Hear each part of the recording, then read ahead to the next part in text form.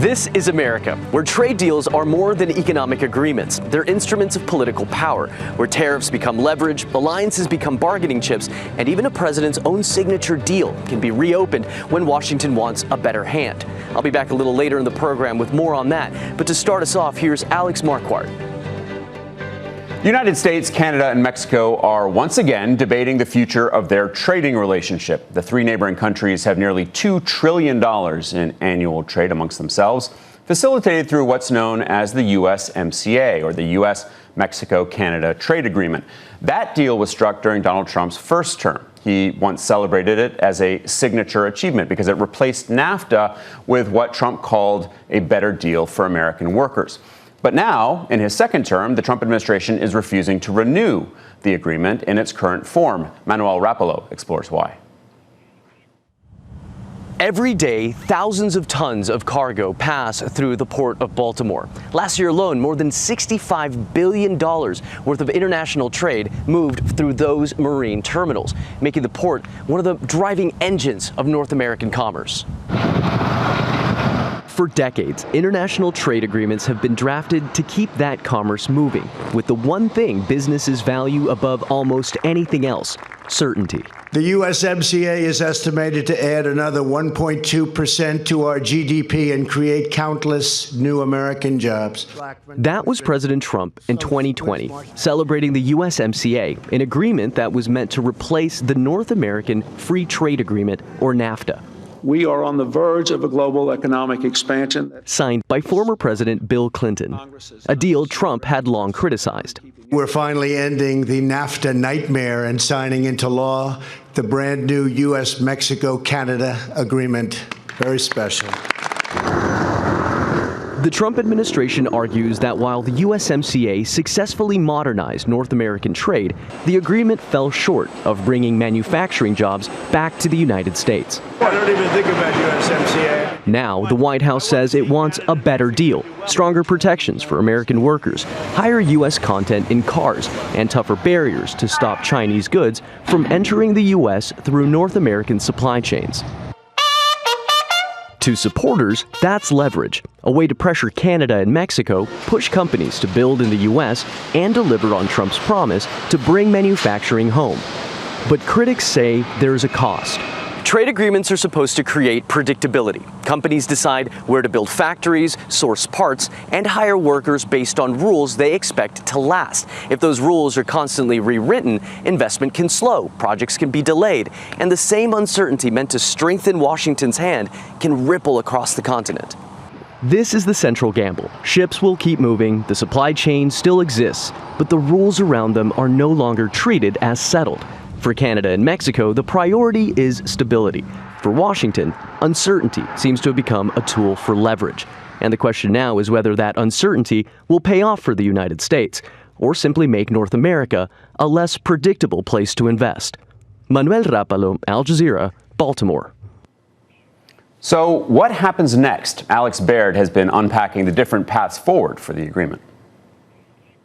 The future of the USMCA is up for debate. But how could this all play out? Well, let's take a look at the different paths moving forward. First off, there's the slow expiry. It's the so-called sunset clause. For the next 10 years, there will be annual reviews every July, and that gives everyone a chance to make a deal and to try and work things out. After 10 years, if there's no movement, it's over.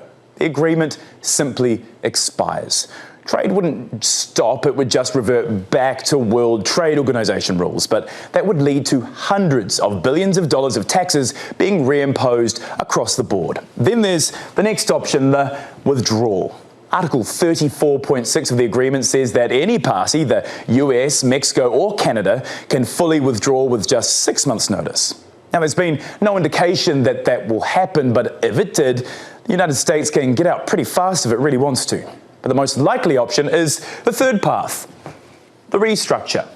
The US Trade Representative has indicated that the US wants to get back to the negotiating table. The White House says it wants to fix what it sees as the deal's shortcomings. There's another round of talks between the US and Mexico in the calendar in a couple of weeks, and if trade representatives can hammer out a deal, the USMCA will survive.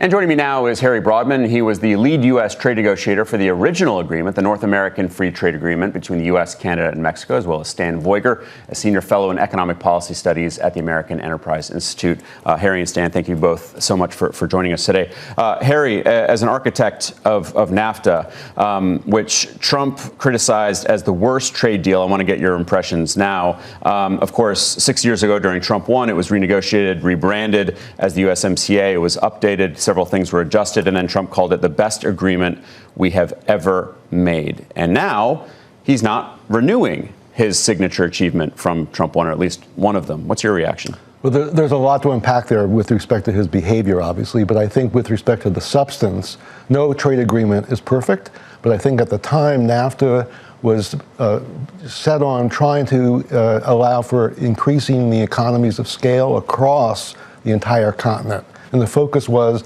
how can we compete with Japan and other countries as a united, integrated front, rather than each of the three countries competing individually. And I think that's what I'm concerned about as we go forward yet again to do another deal. I think preserving that integration and taking advantage of the economies of scale and economies of scope across the continent is really key here. As far as you're concerned, is everything going swimmingly? No trade agreement is going swimmingly, but that doesn't mean you just throw it out, you throw the baby out with the bathwater. Trade agreements are always renewed, always renegotiated, that's fine. But I find it pretty ironic that he says, well, the previous one he negotiated was the best trade agreement ever, and now all of a sudden he's changing his mind.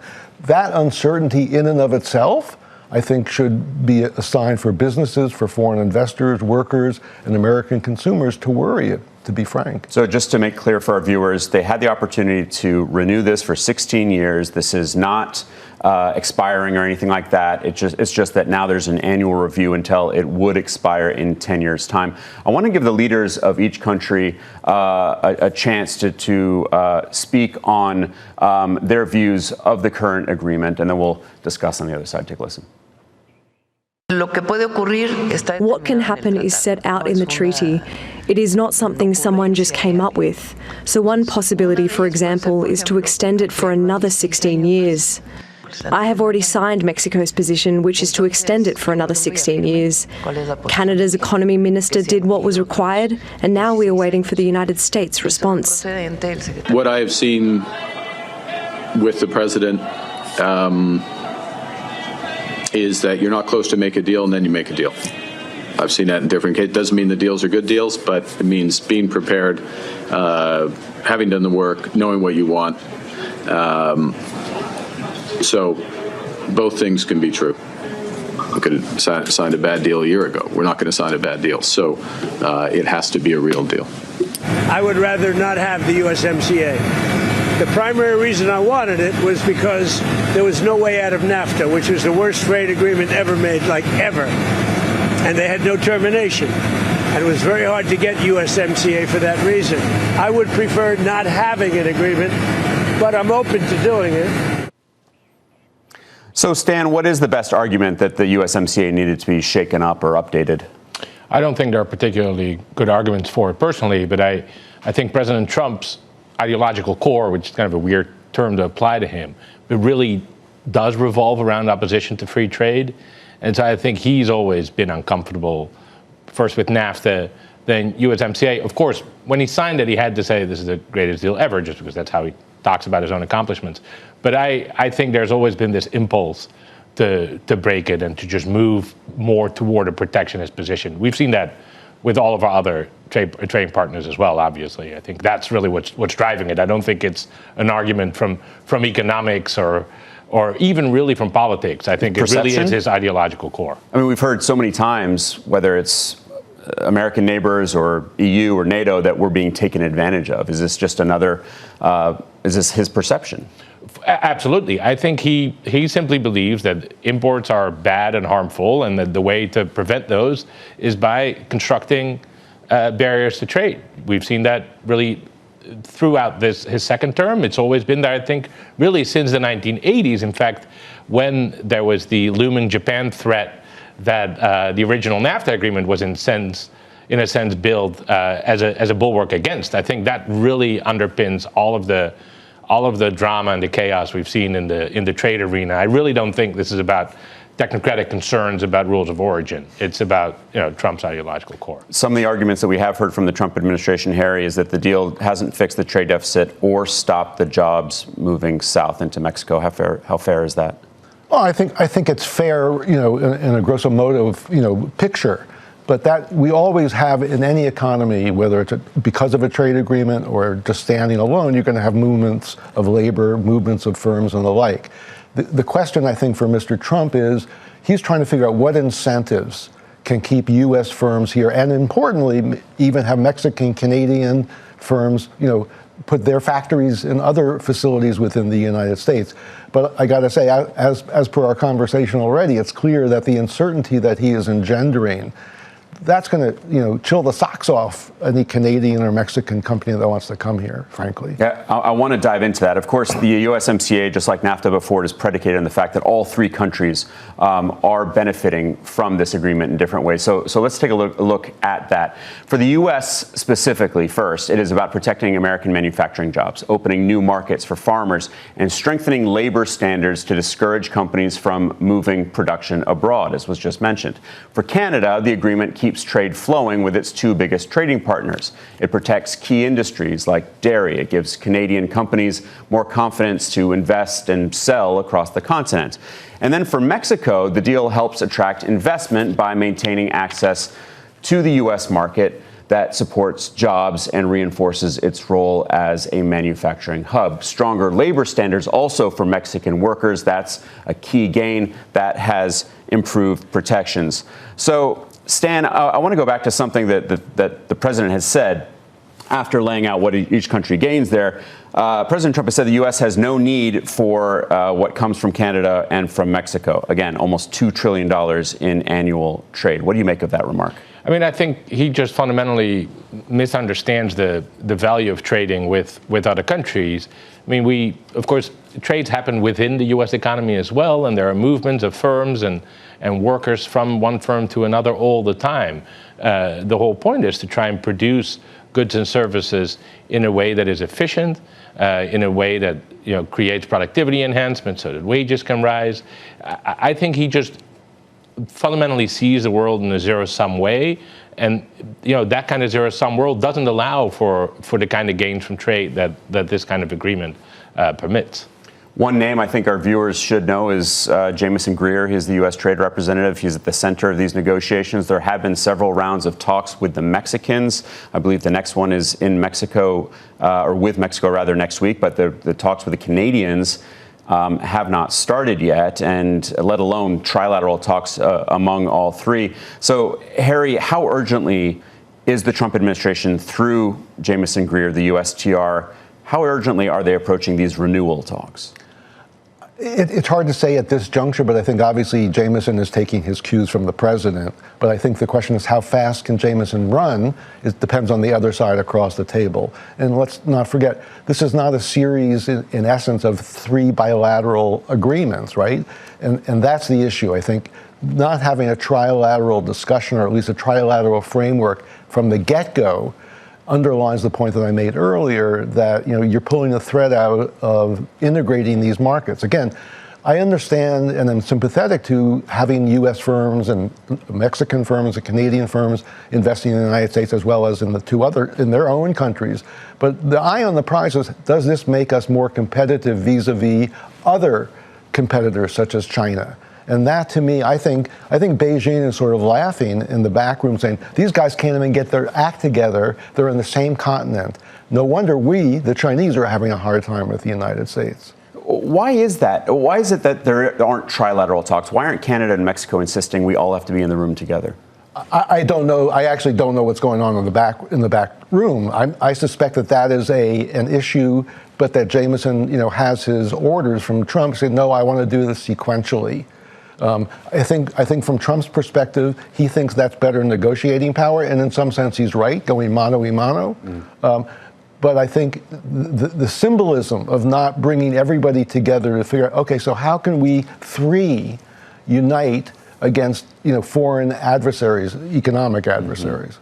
It brings to mind what Trump did during his first term, when he was constantly trying to negotiate with individual European Union member states as opposed to with the European Union as a whole. That never succeeded, but he really does try to isolate negotiating partners, so as to maximize leverage. And did the Supreme Court just take away a lot of Trump's leverage by taking away his inability to impose sweeping tariffs? It certainly removed a lot of his immediate discretionary power. So he can no longer impose tariffs under the International Economic Emergency Powers Act, which the IEPA statute that he used a lot over the first year of his administration, including to impose tariffs on Canada and Mexico on day one of his second term. So these are tariffs that are sort of layered on top of the USMCA agreement, and he used that statute for that. That statute, in his interpretation, allowed him to basically announce a new tariff, and then 3 seconds later, it would be enforced. He no longer has that power. He's now relying on other trade statutes, so he's using Section 122 to impose a global tariff. That statute does not allow him to differentiate by country in the same way, and the tariffs expire after 150 days. He's also used, including targeted very much at Canada, his national security tariff powers under Section 232. That requires lengthy investigations before you impose a tariff. And so what the Supreme Court decision has done has not really removed all of the executive's ability to impose tariffs, but it's really made it much harder for him to do so rapidly and flexibly and without any kind of process. I also think the court's decision, which I fully support, is also trying to be a check on Trump behaving in ways that are not in the best interest of the United States from the Supreme Court perspective. And I think if he's smart, he'll take that as a cue that if there's another kerfuffle because of what's going on now between Mexico and Canada and the U.S., someone's out there. Someone's watching all the time. So I think that was very different from the status quo ante.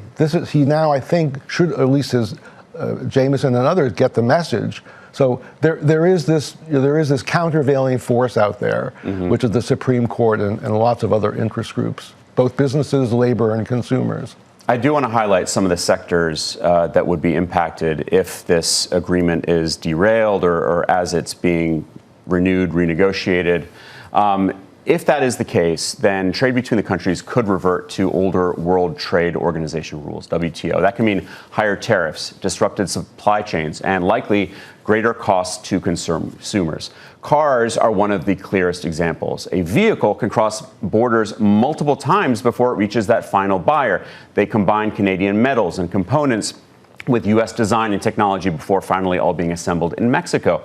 All three countries also rely heavily on integrated energy systems. Canada supplies oil, natural gas, electricity. The U.S. provides refineries and is crucial for fuel distribution, while Mexico to the south relies on energy to power its vast manufacturing sector. And then electronics and technology are also vulnerable. Canada supplies minerals and components. The U.S. contributes chips, software, and some of the more advanced technology. And Mexico plays a major role in assembly. And then agriculture. Farmers and food processors rely on cross-border markets. Mexico exports fresh produce and beer. Canada supplies wheat, canola, and livestock. And while America is a major exporter of corn, soybeans, and meat. So, Harry, I want to pick up on something you did say. The consumers can be significantly impacted. How bad could it get? Well, I think it depends on if there are tariffs that are renewed or if there are other trade barriers, the cost would be pretty significant and pretty immediate. Even just the expectations, right, of incoming tariffs can, as we've seen already, can impact how businesses make investment decisions, how consumers make their decisions, what kind of threat do workers feel. This, again, I don't want to belabor the point, but the uncertainty about the trade policy regime under Mr. Trump is extraordinarily corrosive. And then, Stan, we've also heard from the auto industry. They have said that the USMCA is a success story for the entire U.S. auto industry. That was the consumer side. What's been the impact on companies and producers so far? Yeah, so I think that industries that have supply chains that go back and forth, as you noted, are the ones that are at most immediate risk. And that, of course, it's companies that employ large numbers of workers. Those jobs are at some risk, I think, of serious disruption. That's true in the auto industry. It's also true for a lot of the agricultural industry, both in the U.S., Canada, some of the other industries you mentioned. But the car industry really stands out, both because it's, I think, politically a very salient industry. It's a remaining manufacturing industry with relatively high wages, relatively high rate of unionization, and concentrated in a number of states that are very politically salient because they are swing states in the presidential context. And so I think that's why a lot of the attention goes to the car industry. And I assume you, Harry, would be opposed to something Jamieson Greer has floated, and that's separate bilateral deals, one with Mexico, one with Canada. Maybe I object because I'm a PhD economist, right? But and I understand what economies of scale and economies of scope are. Jameson is a lawyer, as far as I know, and not to degrade lawyers, but I mean, this is the secret sauce, as I said, and particularly keeping the eye on what China is doing, so that the three countries can get together and realize we have a common, entity or enemy, before us. That to me, belies why you would do bilateral deals between three countries that are neighbors with each other. It's hard to understand, to be honest with you. I agree that for a lawyer like Greer, more separate agreements that are revised more frequently is better. Yeah.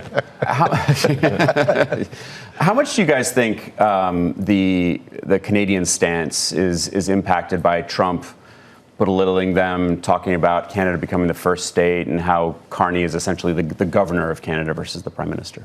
Well, I think it's completely poisoned the relationship. It makes it quite difficult, I think, for Carney to make major concessions. Because he came to office really thanks to the conflict with the United States, both on the trade front and, as you point out, the not quite jokes about Canada becoming a state of the United States. And so I think, for him, it's a very sensitive topic, because I don't think he can afford to be seen as being submissive, and I don't think he wants to be seen as submissive. He also, I think, really is a true believer in the vision of North American economic integration. So, that I think makes him sympathetic toward making sure the agreement stays alive. But I think he wants to do so without incurring too much of political cost.